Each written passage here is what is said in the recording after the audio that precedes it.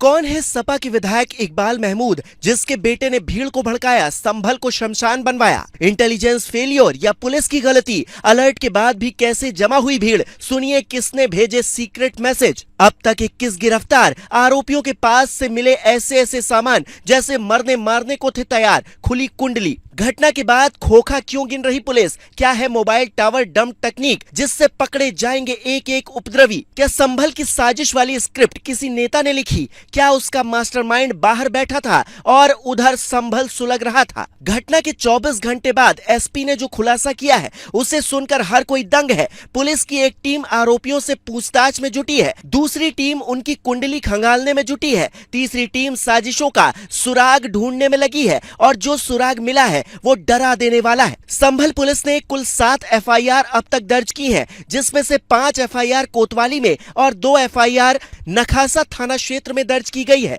Singham CO अनुज चौधरी ने जो FIR दर्ज करवाई है उसमें करीब 700 लोग आरोपी बताए गए हैं, जबकि एक एफआईआर में सपा सांसद जियाउर रहमान बर्ग और सपा विधायक इकबाल महमूद के बेटे सोहेल को आरोपी बनाया गया है। सपा सांसद बर्ग पर भड़काऊ बयान देने का आरोप है। 19 नवंबर को सर्वे के बाद बर्ग उस मस्जिद में नमाज पढ़ने गए थे और तब एक लंबा चौड़ा भाषण भी दिया था, जिसमें उन्होंने कहा था कि छेड़े तो दास्तां कैसे, रुलाएं तो बगावत है, ये चाहे 10 ड्रोन कैमरे यहाँ ले आए, लेकिन ये मस्जिद थी, मस्जिद है और मस्जिद ही रहेगी। कयामत तक हम मस्जिद के लिए लड़ाई लड़ेंगे। इस बयान के बाद किसी ने एक सीक्रेट मैसेज भी भेजा था, जिसका जिक्र खुद एसपी के बिश्नोई करते हैं। वो कहते हैं कि ये इंटेलिजेंस फेलियर नहीं है। अगर कोई रातों रात प्लानिंग करके एक मैसेज से भीड़ इकट्ठा कर ले तो फिर उनका जवाब उन्हीं की भाषा में दिया जाएगा।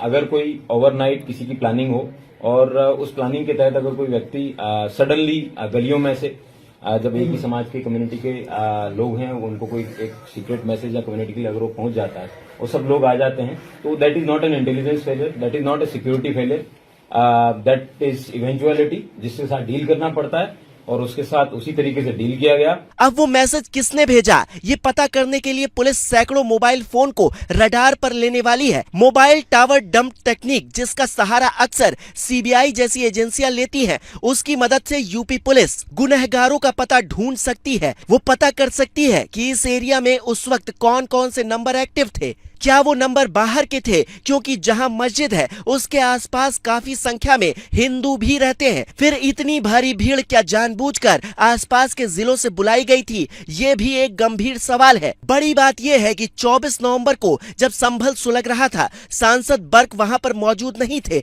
वो बेंगलुरु में एक मीटिंग में हिस्सा लेने गए थे। वहां से संसद के शीतकालीन सत्र में हिस्सा लेने गए, जिसे हंगामे की वजह से 27 नवंबर तक के लिए स्थगित कर दिया गया। संसद के बाहर चंद्रशेखर से लेकर ओवैसी तक ने इस घटना पर सवाल उठाए, लेकिन ये मसला सियासत का नहीं बल्कि कानून व्यवस्था और जानमाल के नुकसान का है और इसके गुनहगारों को पुलिस तलाश रही है, जिन पर एनएसए लगाए जाने की तैयारी है, क्योंकि आरोपियों के पास जो मिला है वो सुनकर आपका भी दिमाग हिल जाएगा। तस्वीरों में भले ही आपको सिर्फ ईंट और पत्थर दिखाई दे रहे थे, लेकिन वहां मौजूद पुलिस, जिसने बाद में ट्रैक्टर ट्रॉली और बुलडोजर मंगवाकर सड़कों पर सफाई करवाई, वो खोखे देखकर दंग रह गई। कोई 32 बोर तो कोई 332 बोर की बंदूक लिए घूम रहा था और सीधा पुलिस को चुनौती दे रहा था, जबकि पुलिस पैलेट गन को इस्तेमाल कर रही थी। ऐसा दावा वहां के एसपी ने प्रेस कॉन्फ्रेंस में किया है। कई जगह वीडियो के अंदर वायरल भी हो रहा है कि पुलिस द्वारा फायरिंग की गई, पुलिस द्वारा वो पैलेट गन का प्रयोग किया गया, पुलिस द्वारा किसी भी लीथल वेपन जिससे कि किसी व्यक्ति की जान जा सके, पुलिस द्वारा ऐसा कोई भी वेपन है वो फायर नहीं किया गया है। हमने अभी तक 21 लोगों को हिरासत में लिया है।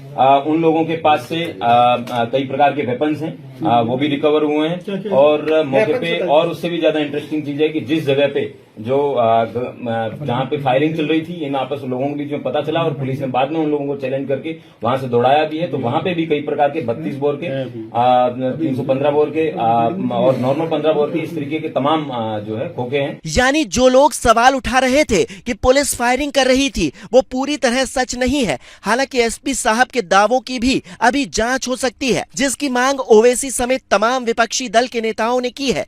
वो रिटायर्ड जज की निगरानी में इस घटना की जांच चाहते हैं, जिसके बाद एक एक रहस्य खुलकर सामने आ जाएगा और तब ये भी पता चल जाएगा कि करीब 25 साल से संभल सीट से विधायक चुने जा रहे इकबाल महमूद के बेटे सोहेल की इस घटना में क्या भूमिका है। सोहेल के दादा भी वहां 3 बार विधायक रहे थे। पूरे परिवार का अच्छा खासा रसूख है। इनकी एक आवाज पर सैकड़ों की भीड़ इकट्ठा हो जाती है और पुलिस ने इन्हें अपने लोगों को समझाने की जिम्मेदारी दी थी, पर समझाने के बजाय क्या लोगों को भड़का दिया गया, इसका भेद भी अब जल्द ही खुलने जा रहा है। संभल के अंदर बहुत खराब स्थिति है और जिस तरह से वहां सीधे गोली मारी गई है लड़कों को, पुलिस ने दंगा कराया, पुलिस अपने साथ उपद्रवियों को लेकर गई, पुलिस ने पूरा भड़कवाने का काम किया। संभल की हिंसा निंदनीय है और जिन अधिकारियों ने किया उन पर सख्त कार्रवाई होनी चाहिए।